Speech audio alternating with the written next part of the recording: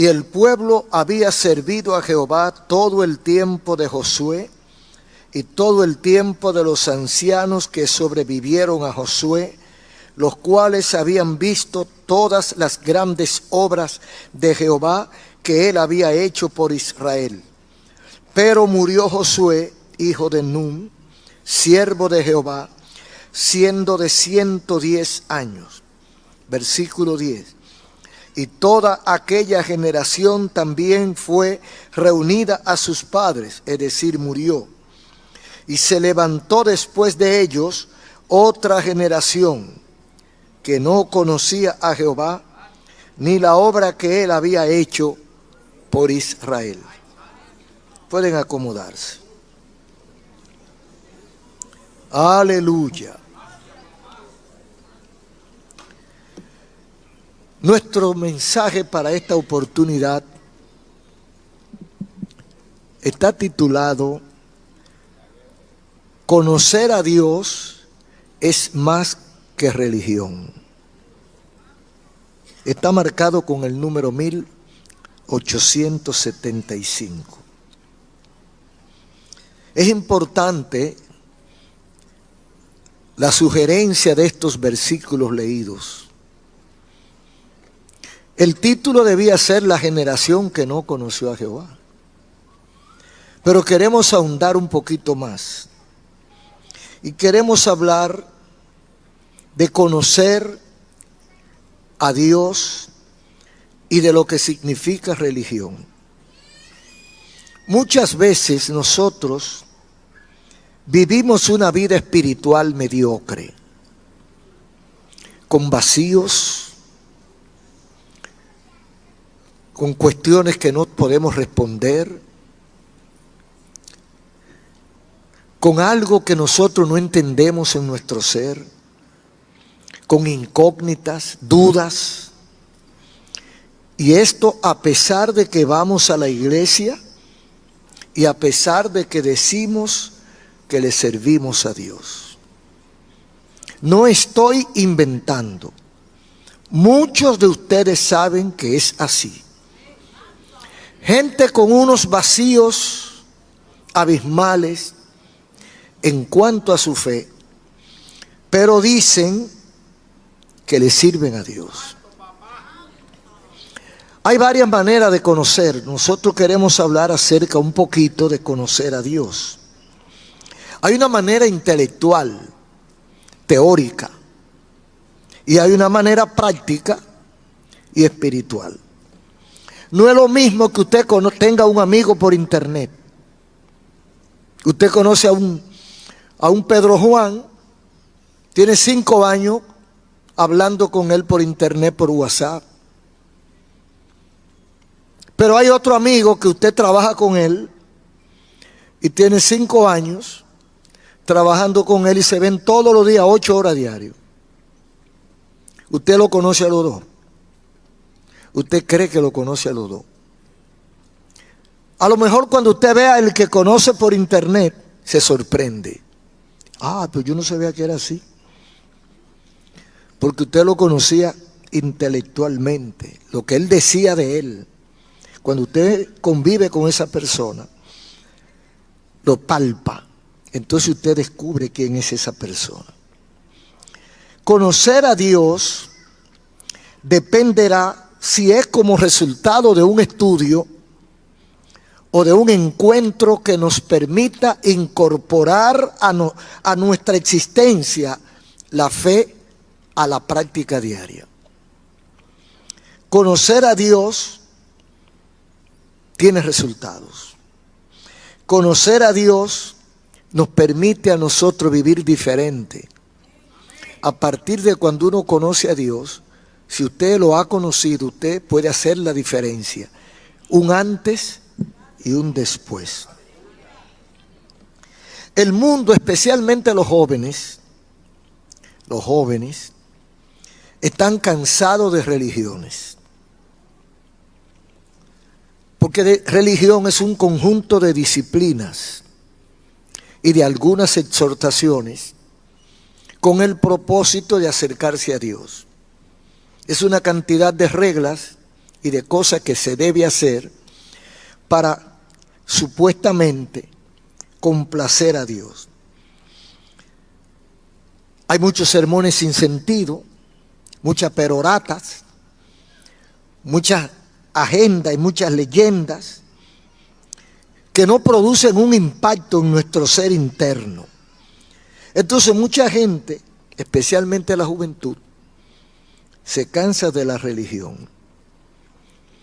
Muchos se quejan de las iglesias. En muchos lugares como en Europa y ya hasta en Estados Unidos están cerrando iglesias. Hay muchos lugares donde la gente ya no va a la iglesia. En Europa han cerrado muchos templos y otros lo han reabierto cuando han llegado los hispanos, porque los hispanos seguimos buscando a Dios. En Europa el materialismo, el humanismo entró y la gente creó lo que empezó en Alemania con algunos de los filósofos alemanes, el superhombre, y han querido pasarle a Dios y se han enfriado. Entonces las iglesias la han cerrado porque ¿qué es una iglesia? Según el concepto bíblico, una iglesia, o la iglesia, porque no son muchas, es una sola. La iglesia es el pueblo, la comunidad de fe que ama a Dios, que le obedece a Dios y hace conforme a su palabra. Por eso donde quiera que estén somos iguales, porque tenemos el mismo patrón, creemos en el mismo Dios y tenemos la misma bandera que es la Biblia. Pero la gente le llama iglesia también al grupito que se reúne en una casa. La iglesia tal, la iglesia tal, la iglesia tal. Esas son congregaciones de la iglesia, parte de la iglesia. Pero ¿cuál es la iglesia? ¿Cuál es la iglesia? Creo que eso tiene una respuesta contundente. Donde no hallamos respuesta a nuestras necesidades espirituales, no es iglesia. La iglesia es un lugar donde se adora a Dios, donde se habla de Dios y donde se alimenta el alma. Usted habrá notado que el alma no se alimenta con comida, con arroz y habichuela. El alma no se alimenta con dinero y con una cantidad de cosas que le gustan a los ojos. El alma se queda triste igual. El alma necesita otro tipo de alimento. Entonces, cuando usted va a la iglesia, usted va a un lugar de adoración y de presencia de Dios, y usted va a alimentar el alma. Si eso no se logra, entonces tiene razón a no ir a la iglesia. Porque donde no hallamos respuesta a nuestras necesidades espirituales, donde existe un ambiente frívolo, superficial, sin presencia de Dios, o donde los intereses materiales están por encima de los espirituales, donde hay un ambiente de opulencia, de fantasía, de Navidad y de cosas materiales pasajeras, eso es un club. Hay muchos lugares que la gente cree que es iglesia, pero son clubes sociales, donde hay una relación de amistad, una relación social, y la gente va a exhibir su traje el domingo, o la joya que trajo de Hawái, de Persia. Entonces van a una competencia y se chequean. Esos son clubes, eso no es iglesia. En la iglesia hay un ambiente espiritual, hay un alimento espiritual, y hay otra cosa que son, hay cosas que son más importantes que las cosas materiales en la iglesia. Entonces de eso estamos o queremos hablar. Hay unos ejemplos en la Biblia de conocimiento incompleto de Dios. Y eso existe hoy en este tiempo en muchas iglesias, de nuestras iglesias, y de otras que no son iglesias iguales que las de nosotros. Hay mucha gente que cree que conoce a Dios, pero tiene un conocimiento incompleto, que no le funciona. En la Biblia conocer a Dios tiene por lo menos 10 aplicaciones. Y todas apuntan a la intimidad, a la cercanía profunda, que termina interpretando algo parecido a la primera vez que lo dice en Génesis 4:1. Dice, y conoció Adán a su mujer y nació Caín. Oiga, ¿a dónde aplica la Biblia el conocer? A la relación más íntima y cercana que puede existir entre dos seres humanos. Esa es la única relación que supera esa es la de Dios. Entonces, eso es en la Biblia conocer. Integrarse íntimamente con el otro. Esa es una de las ideas más profundas de conocer. Hay otros casos de conocimiento incompleto, yo le llamo. El caso de Jetro. Jetro fue el suegro de Moisés. Pero Jetro venía de los madianitas. Jetro viene de la descendencia de Abraham, no por la vía de Sara, sino de Setura o Setura, la esposa que tuvo después de Sara. La gente se halla grande que a los 100 años nació el primer hijo de Abraham. Pero cuando él tenía 100 años, pocos días después, o meses después, o años después, murió su esposa Sara, y él volvió y se casó. ¿Y sabe cuántos años más duró? 75. Y tuvo más otra familia, y de esa familia es que viene Jetro. Jetro era sacerdote de Madián. Y este hombre conocía por teoría, por tradición, porque como él era descendiente de Abraham, él conocía algo de Jehová, de Dios, del Creador, etc. Pero él tuvo una experiencia con Moisés, que venía de la línea legítima. Dice 18:12 de Éxodo, dice Jetro, aquí habla Jetro: bendito sea Jehová que los libró de la mano de Faraón. Ahora conozco que Jehová es más grande que todos los dioses. Él conocía por la vía de descendencia de Abraham, él había oído hablar de Jehová. Pero cuando Moisés le cuenta par de testimonios de cómo Dios lo libra, cómo Dios lo saca de la casa de Faraón, con todo el poder que tenía el monarca, y las cosas que le contó Moisés que Dios había hecho, entonces él dice: bendito sea Jehová que los libró de la mano de Faraón. Ahora conozco, él no conocía. O sea, ahora conozco un detalle más. Eso nos pasa a veces a nosotros. Tenemos tantos años en la iglesia, alabando a Dios, alabaré, alabaré, alabaré. Venimos y nos vamos a las rodillas y ya. Oímos el sermón y nos vamos a la casa y no pasa nada. Pero hay un momento en la vida, hay una experiencia, algo que ocurre en un momento de tu vida, que entonces tú dices: ahora conozco a Dios. Eso le pasó a Job también.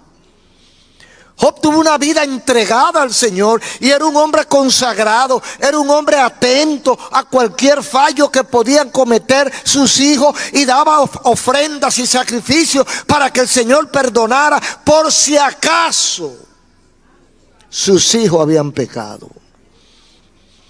Y pasó toda una vida, una experiencia larguísima. Y al final, después de la experiencia más cruda, en el 42:5 de Job, dice: ahora mis ojos te ven, ahora te conozco. De oídas te había oído, ahora te conozco. Hay veces que usted está 15, 20 años en la iglesia. Hay veces que usted nace en la iglesia y no conoce a Dios. Pero hay momentos que ocurren cosas que entonces usted como que despierta.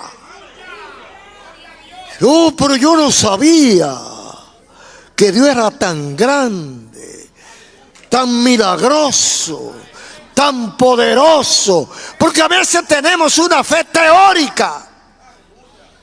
Porque mamá me dijo, porque papá me dijo, porque abuela me dijo. Y nosotros creemos porque alguien nos dijo. Pero no hemos tenido el encuentro personal, el choque frontal. Entonces así fue Jetro. Hay otro caso que fue una mujer que hablaba con Jesús. Había oído hablar de él. Porque en ese tiempo, ¿quién no había oído hablar de Jesús? En el capítulo 4 de Juan hay una mujer de Samaria. Y entonces ella viene a buscar agua y se encuentra con Jesús.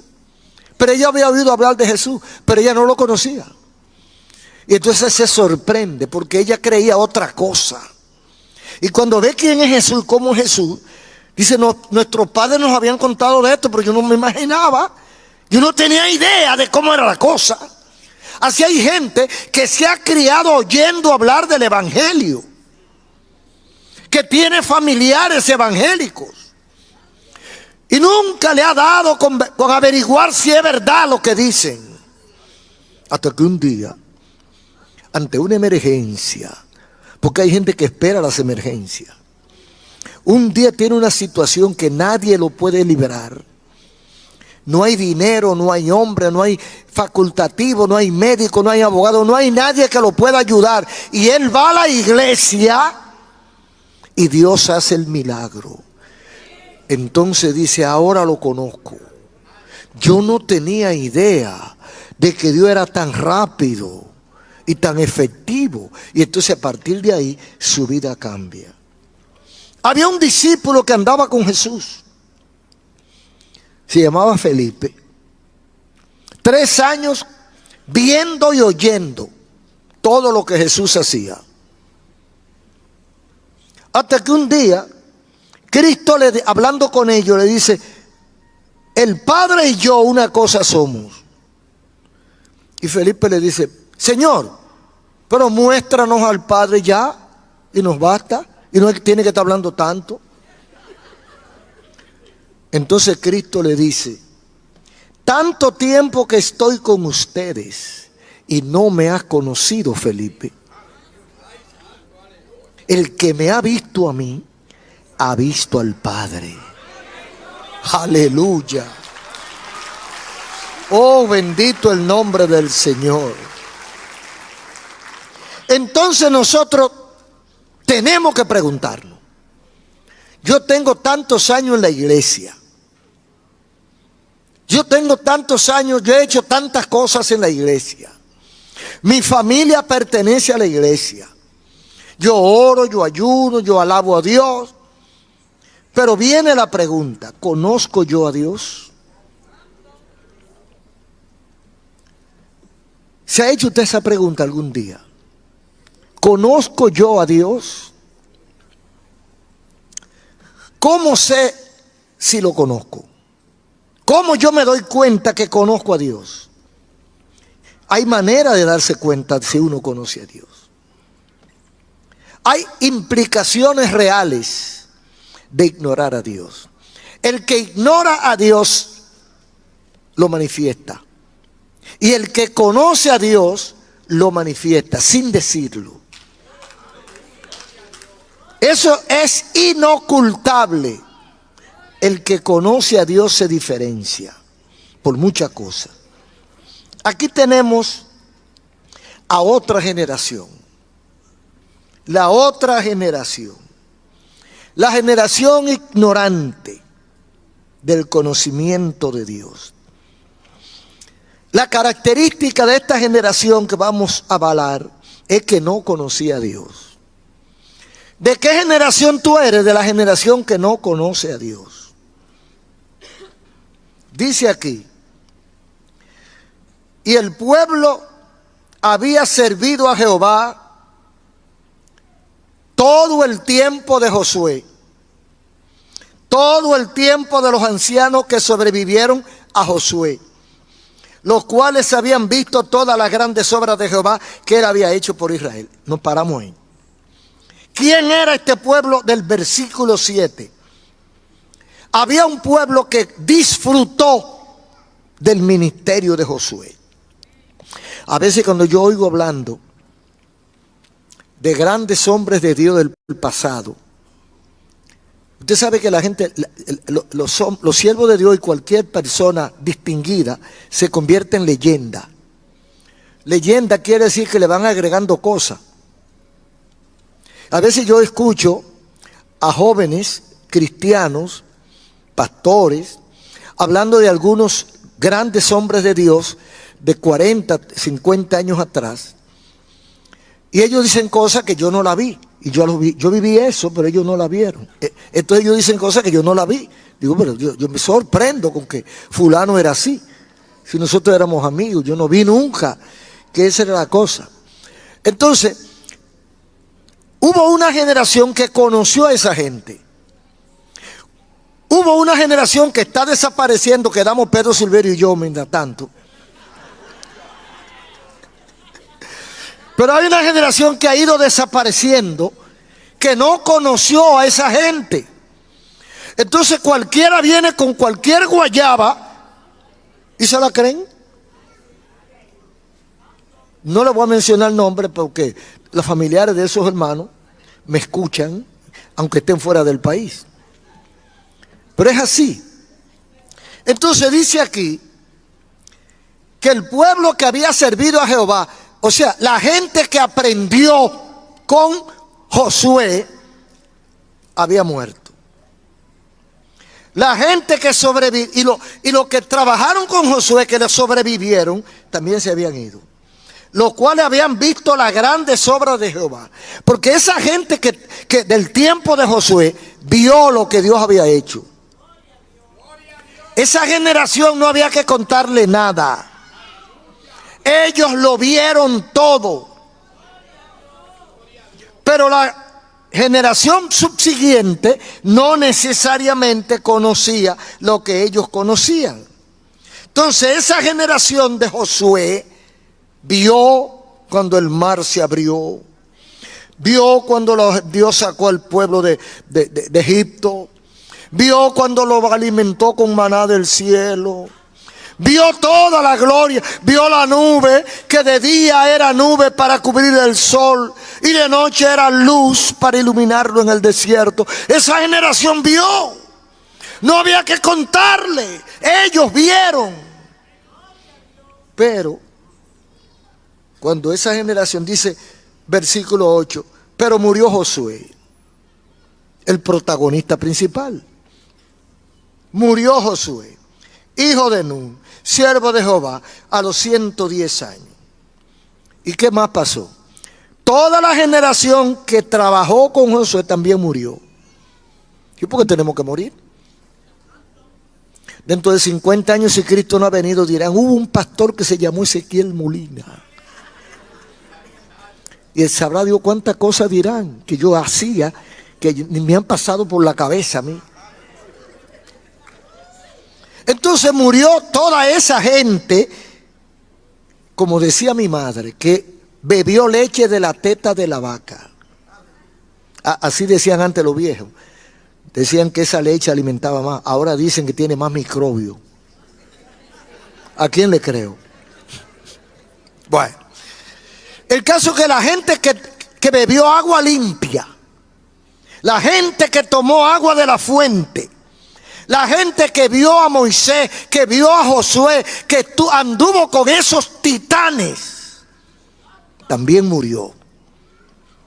Toda aquella generación también fue reunida con sus padres, más allá. Y se levantó después de ellos otra generación. El problema de esa otra generación es grave. Porque esa otra generación no estaba ahí cuando el mar rojo se abrió. Esa generación no vio la codornices que caían todos los días. Esa generación no vio la nube de Jehová. Esa generación no conocía la gloria de Dios. ¿Y qué pasó con esa generación? Vino otra generación que no conocía a Jehová ni la obra que él había hecho por Israel.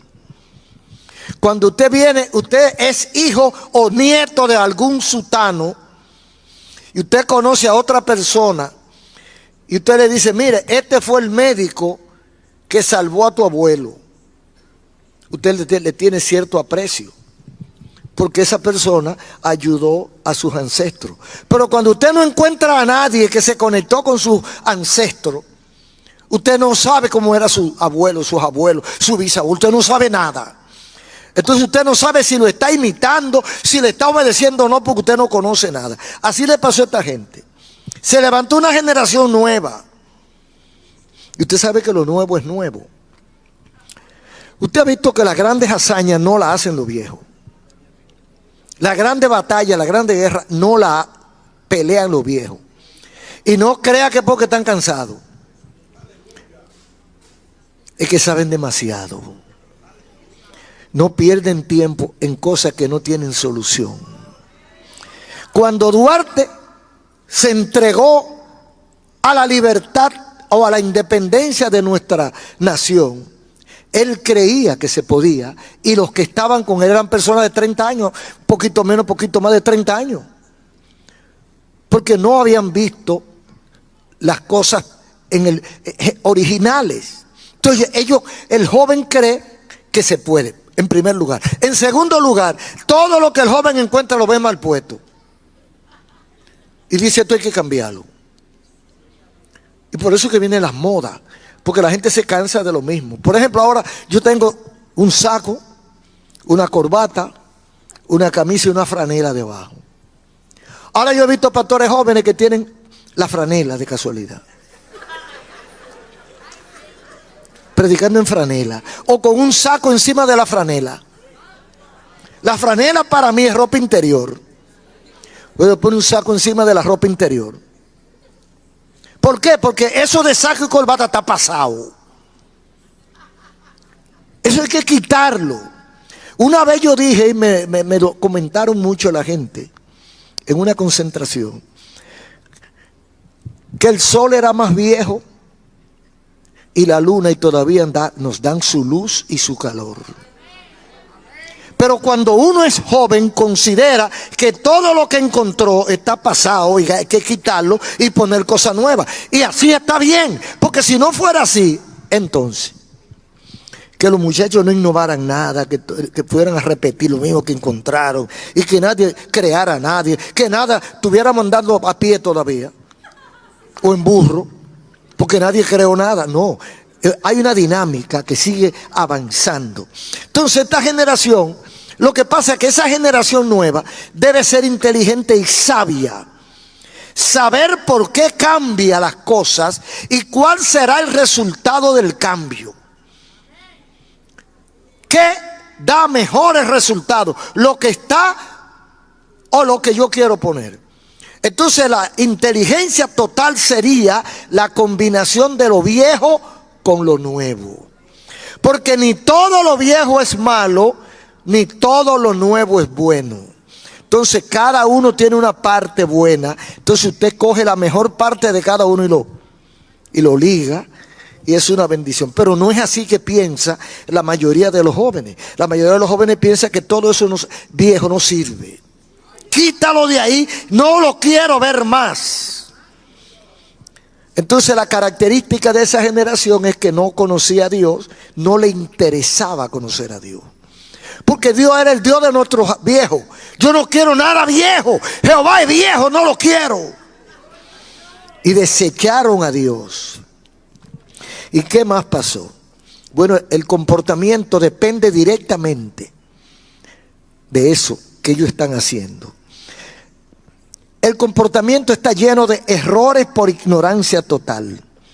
Uniones ilícitas, idolatría, rindiendo culto a Baal, hasta Arte, con sacrificios infantiles, dice el versículo 11. Después los hijos de Israel hicieron lo malo ante los ojos de Jehová y sirvieron a los Baales. Dejaron a Jehová, el Dios de sus padres, que los había sacado de Egipto, y se fueron detrás de dioses de los pueblos que estaban a su alrededor, a los cuales adoraron y provocaron a ira a Jehová, y dejaron a Jehová y adoraron a Baal. Sí, porque somos jóvenes. No podemos adorar el mismo Dios que adoraban nuestros abuelos. No podemos beber de la misma agua que bebieron nuestros abuelos. Entonces hay que secar el río. Esa tierra está muy vieja. No la vamos a usar para sembrar porque está vieja. Vamos a crear nuevos. No. Tú puedes sembrar frutos nuevos, pero en la misma tierra. ¿Qué hicieron estos jóvenes? Esta nueva generación hicieron lo malo ante los ojos de Jehová. ¿Por qué lo hicieron? Porque no conocían a Jehová. ¿Qué quiere decir que no lo conocían? Ellos creían que era un Dios como los otros. Como ellos no lo conocen, ellos piensan que es un diosito al estilo Baal, o al estilo Isis, o al estilo cualquiera de los dioses falsos, Zeus o Júpiter. Y ellos creían que era un Dios que ellos podían engañarlo. Ellos pensaron que era un Dios como cualquiera de los otros, que ellos podían llevarlo y ponerlo allí y trancarlo en un cuarto para que no se meta con ellos, para ellos hacer lo que le diera la gana. Porque esa es la ventaja de los idólatras, que como el Dios es un muñeco, ellos lo trancan, y cuando ellos cometen el pecado, el Dios no lo ve porque está trancado. Entonces esta generación lo que conoce es los dioses de los amorreos, de los filisteos, de los cananeos, y no conoce al Dios de Jehová, al Dios de Israel. Porque esta generación no conoce al Dios de sus padres. ¿Qué hicieron? Se ligaron con la idolatría. Las cosas que Dios había prohibido, ellos comenzaron a hacerlas. ¿Y qué hace cuando usted comienza a hacer las cosas que Dios ha prohibido? Bueno, aquí la Biblia dice, lo ha dicho siempre, provocaron a ira a Jehová. Y dejaron a Jehová y adoraron a Baal y a Astarot. Entonces, cuando nosotros no conocemos a Dios, lo más probable es que le ofendamos.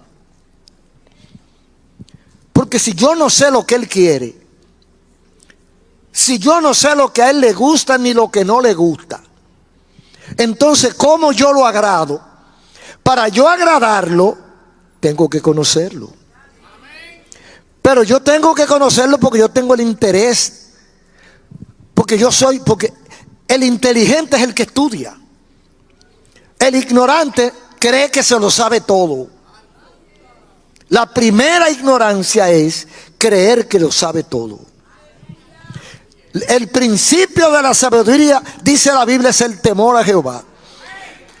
El principio de la sabiduría, dice la gente, es estudiar, leer, nutrirse la cabeza, acumular conocimientos. Entonces, cuando yo no conozco, yo cometo errores. Si yo no conozco un país y yo voy a hacer a ese país lo que me da la gana, voy a caer preso.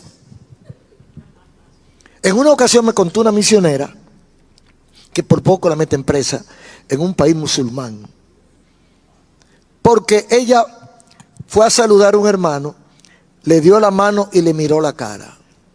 No se puede. Cuando una mujer en esos sitios con donde las feministas no han podido llegar a resolver, porque las feministas resuelven aquí, donde hay libertad, pero allá, vayan a los países musulmanes a resolver. Esa hermana nos contó que allá hay que saludar al hermano, si en algunos ni permiten que le dé la mano, sino hacerle así, y mirar para abajo, no puede mirar en la cara. Entonces, si usted no sabe cómo son las leyes y usted va y la viola, usted cae preso.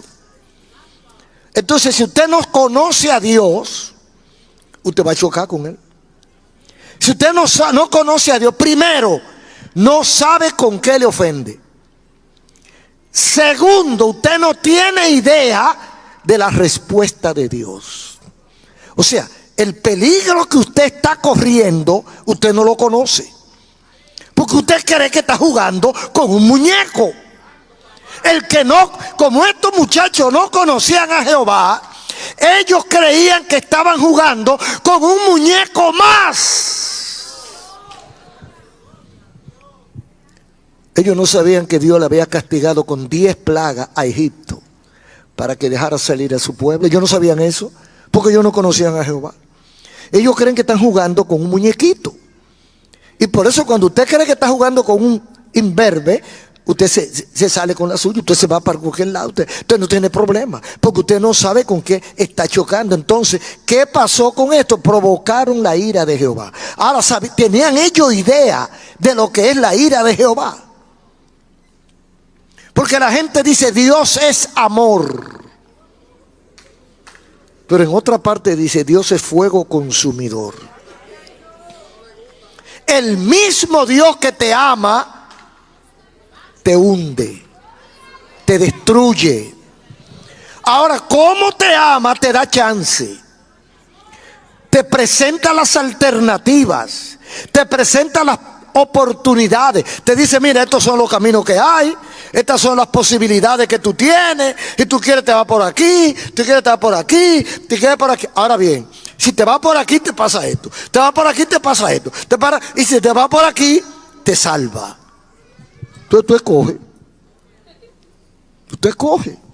Y si tú eres inteligente, tú escoges donde menos problema tenga. Pero hay gente que no le importa eso, entonces provocan. La Biblia dice en una parte que Jehová es celoso. Las mujeres que tienen maridos inconversos, usted se imagina que usted provoque a su marido. ¿Qué significaría provocar a un marido celoso? O a una mujer celosa, pero como el hombre más verdugo, vamos a dejarlo ahí. Si usted provoca, va a tener consecuencias. Ah, no, él es muy bueno, pero no lo provoque. ¿Y cómo usted provoca a un marido celoso? Usted no le quiere dejar ver el celular. No, ese celular es privado. Ajá. ¿Y qué tú tienes ahí que yo no pueda ver? Y ahí comienza el problema.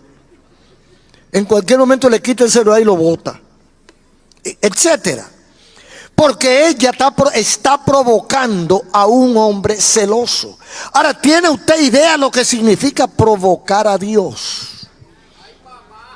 ¿Tiene usted idea lo que... Mire, provoque al diablo mejor. Es mejor que provoque al mismo diablo y no provoque a Dios. Las consecuencias son impredecibles, son eternas, son infinitas, pero Él da el chance adelante. Provocaron a ira a Dios. Y cada vez que se provoca a ira a Dios, hay consecuencias catastróficas. ¿Cómo provocaron ellos a Dios? Por su ignorancia, comenzaron a hacerle culto a Baal, a hacerle sacrificio a Baal, a casarse con mujeres cananeas, a hacer idolatría, a rendir culto de sacrificio de niños a Baal y hacer todo lo que hacían la gente que los rodea. Porque ese es otro problema de las nuevas generaciones. Se contagian fácil. Ah, no, que todo el mundo lo hace. Ah, no, que mi vecino lo hace. Y todo el mundo lo hace. Y como todo el mundo lo hace, digo, pero averiguo el resultado de todo lo que lo hacen. No, que todo el mundo fuma juca. Ve a ver dónde están. Ve a ver en qué queda la fumadera de juca. Ah, no, que todo el mundo se da su toquecito de droga. Ve a ver el resultado. Entonces, antes de eso, yo tengo que averiguar el resultado de lo que yo me estoy metiendo. Entonces, el contagio es letal. El hombre o la mujer que ha visto mucho tiene herramientas para defenderse. Pero cuando uno tiene 14, 15, 16, 18 años, uno cree que se va a llevar el mundo por delante. Uno cree que no hay Pico Duarte que uno no vuele. Y no se da cuenta que después del Pico Duarte hay un abismo. Y no lo saca nadie de ahí. Entonces estos muchachos, esta nueva generación que no conoce a Jehová, se ve rodeado de idólatras, muchas mujeres bonitas, sensuales, que se le entregan. Y cuando ve todo eso, la facilidad del pecado, porque el pecado es fácil, entrar. Lo difícil es salir. Así es el pecado. La maldad es fácil. Cometer usted un disparate, eso es fácil. Salir del disparate es el problema. Que un hombre adulto se lleve una adolescente para su apartamento y acabe con ella. Eso es fácil, porque usted le engaña con cualquier cosa. Con cualquier cuentecito usted le engaña y ella le cree. No, es un hombre serio. Ella le ve la cara de serio. Es muy fácil hacer eso. Ahora, salir de ese lío, cuando lo agarre la prensa y lo despilfarre, cuando lo metan en la chirola, cuando le canten 20 o 30 años de cárcel, ahora, ¿quién me va a salvar ahora? Porque provocan una realidad. Entonces el que no conoce a Dios es capaz de provocarlo. Eso le pasó a esta generación que no conocía a Jehová, lo provocó. Consecuencia, versículo 14. Dice la Biblia: y se encendió contra Israel el furor de Jehová, el cual los entregó en manos de robadores que lo despojaron y los vendió en manos de sus enemigos de alrededor, y no pudieron ya hacer frente a sus enemigos. Por donde quiera que salían, la mano de Jehová estaba contra ellos para mal, como Jehová había dicho y como Jehová se lo había jurado, y tuvieron gran aflicción. Hermano, cuando nosotros provocamos a Dios, oiga bien, y amigo también, no es que va a venir un ángel del cielo a castigarle a usted.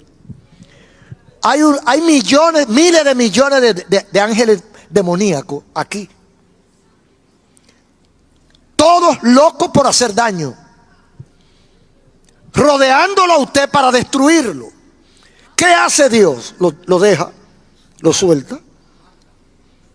Cuando usted provoca a Dios, cuando usted ofende a Dios, cuando usted cree que se va a salir con la suya, lo único que hace Dios es retirarle su ayuda, retirarle su apoyo, y con eso basta. Mire cómo dice aquí, que le salían por donde quiera, el cual los entregó en manos de robadores que lo despojaron, lo vendieron en manos de sus enemigos de alrededor, y no pudieron ya hacer frente a sus enemigos. Por donde quiera que salían, la mano de Jehová estaba contra ellos. No hallaban para dónde coger. Todo el mundo se destapó como enemigo de Israel, porque provocaron a Jehová. Porque a veces la gente no sabe lo que tiene hasta que lo pierde. Usted vive una vida tranquila en la paz del Señor, pero usted no sabe cuántos ángeles hay cuidándolo a usted. Usted no sabe que usted está cubierto por la misericordia de Dios.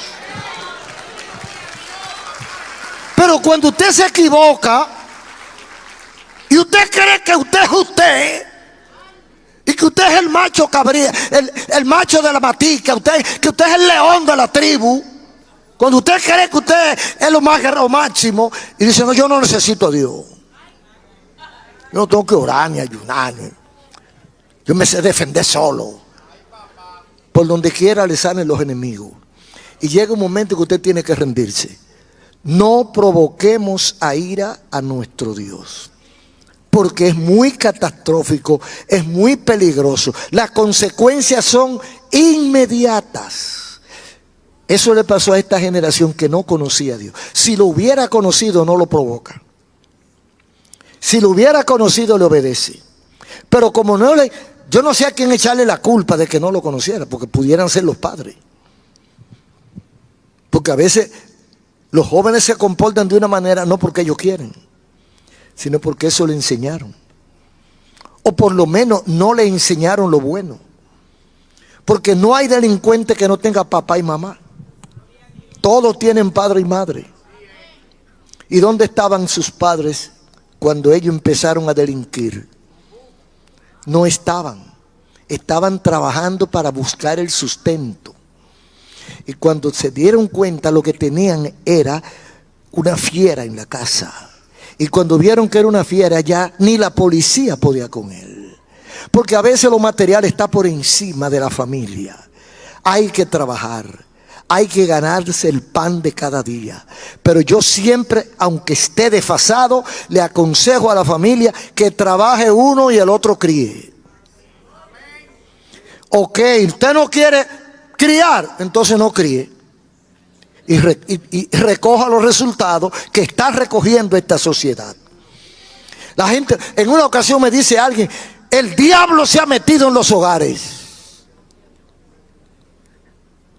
Y digo yo, ¿y cuándo tú crees que se metió el diablo en los hogares? Cuando la mujer salió. Cuando la mamá salió y se fue a la calle a trabajar, el diablo se metió. Bueno, tú elegiste eso está cosechando. Todos los hombres y mujeres que han sabido criar a sus hijos, todos los hombres y mujeres que se han sacrificado para darle educación a sus hijos, están cosechando eso. Hoy pueden decir que tienen hijos. Los que se dedicaron a ahorrar y a ganar dinero para que sus hijos fueran ricos, hoy ni tienen dinero ni tienen hijos. Lo que tienen es problemas, cárcel, justicia, enemigos, porque lo que uno siembra, eso mismo cosecha. Si esa generación no conoce a Dios, lo provoca y hace lo que le da la gana. Así que a nosotros nos toca darle de lo que Dios nos ha dado a nuestras generaciones que siguen, para que ellos no se corrompan. Pero si no lo atendemos, se van a corromper y mañana vamos a cargar pesado. Dios identifica causa y resultado. La ignorancia siempre ha tenido un alto costo. 3 siglos después de esto que pasó con Josué en el libro de Jueces, 3 siglos después, Dios identifica diciéndole al mismo pueblo en Oseas 4:6, a ese mismo pueblo que se había descaminado, había sido derrotado 1000 veces, le dice: mi pueblo fue destruido por falta de conocimiento. Y porque olvidaste la ley de tu Dios, también yo me olvidaré de tus hijos. Lo voy a repetir para que se lo grabe adentro. Dice Dios a Israel, y nos lo puede decir a nosotros, a esa familia que ahora está sentada en el balcón de su casa escuchando este culto. A usted que me escucha, Dios también le dice: mi pueblo fue destruido por falta de conocimiento. ¿Conocimiento de qué? De Dios. Por no conocer a Dios. Porque el que conoce a Dios lo respeta. El que conoce a Dios no se equivoca. El que conoce a Dios le sirve. Porque no somos locos, hermano. Todo el que está burlándose de Dios es porque no lo conoce. Y porque olvidaste la ley de tu Dios, también yo me olvidaré de tus hijos. Eso es lo que está pasando. Dios se ha olvidado, pero la culpa no es de Dios. La culpa es de los padres de esos hijos que hoy están en la calle delinquiendo. Existe más de una interpretación que identifica algún tipo de conocimiento. Hay un conocimiento intelectual profundo. Hay gente que cree que estudiando la Biblia intelectualmente van a resolver su problema. No, que yo soy antropólogo, que yo soy escatológico, que yo soy teólogo, que yo soy arqueólogo, que yo estudié, y yo me sé yo soy griego, y yo sé hebreo, yo sé arameo, yo sé todos los idiomas bíblicos. Pero ¿conoce a Dios? No, que yo tengo en la iglesia 20 años. Yo tengo credencial de ministro, de obispo. ¿Conoces a Dios?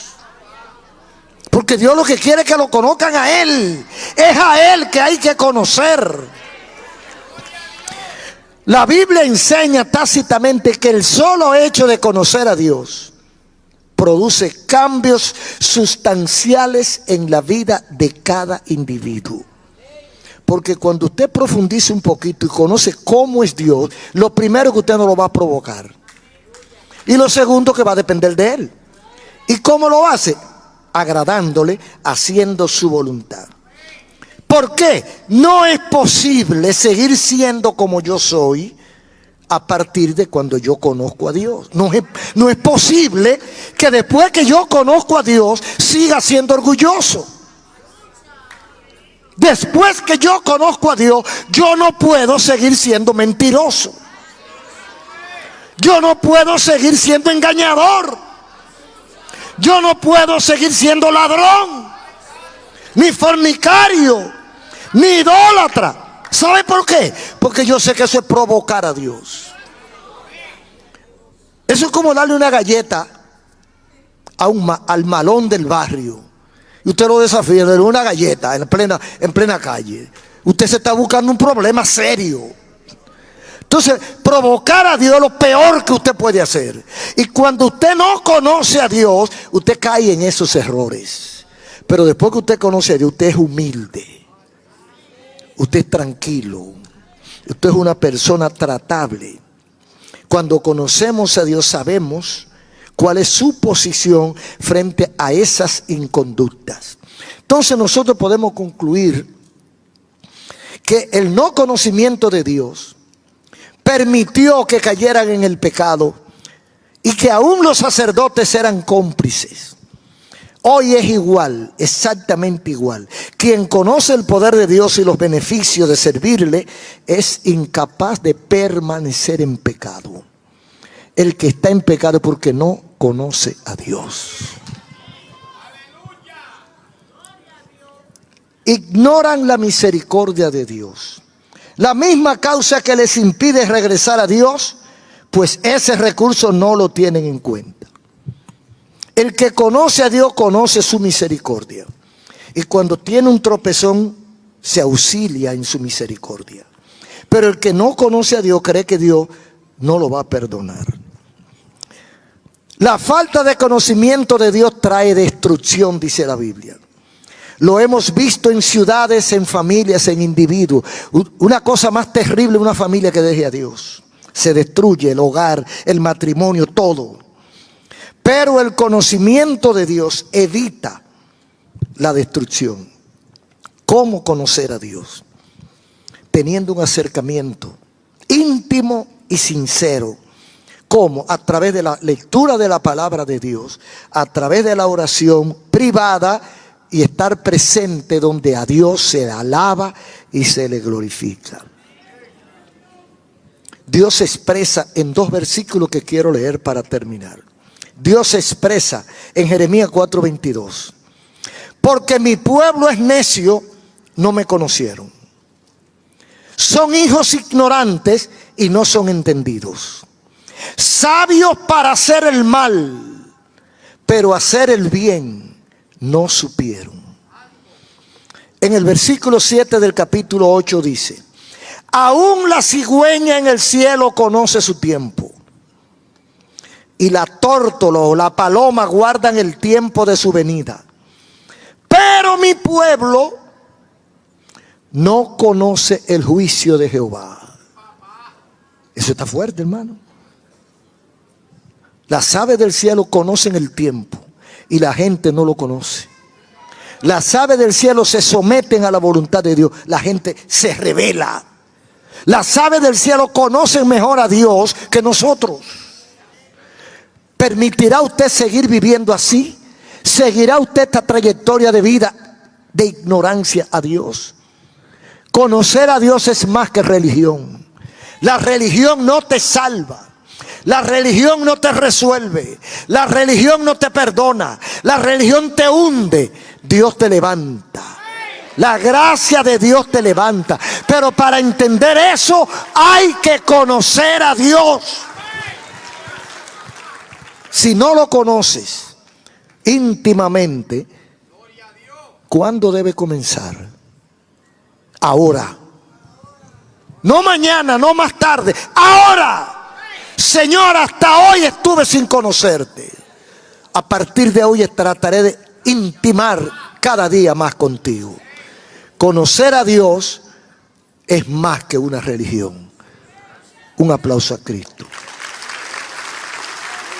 Gracias, Señor. Termina tu obra en los corazones. En el nombre de Jesús. Amén.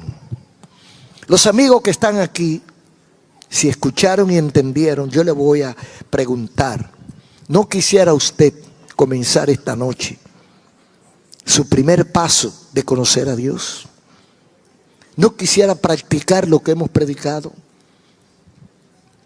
Todo aquel que quiera comenzar esta noche a conocer a Dios, todo aquel que quiera comenzar una vida nueva, una relación nueva con Dios, yo le voy a invitar a que ore conmigo. Ahí sentadito donde está, usted va a repetir esta oración conmigo. Y los que están en sus casas, por televisión o radio o internet, hacen lo mismo.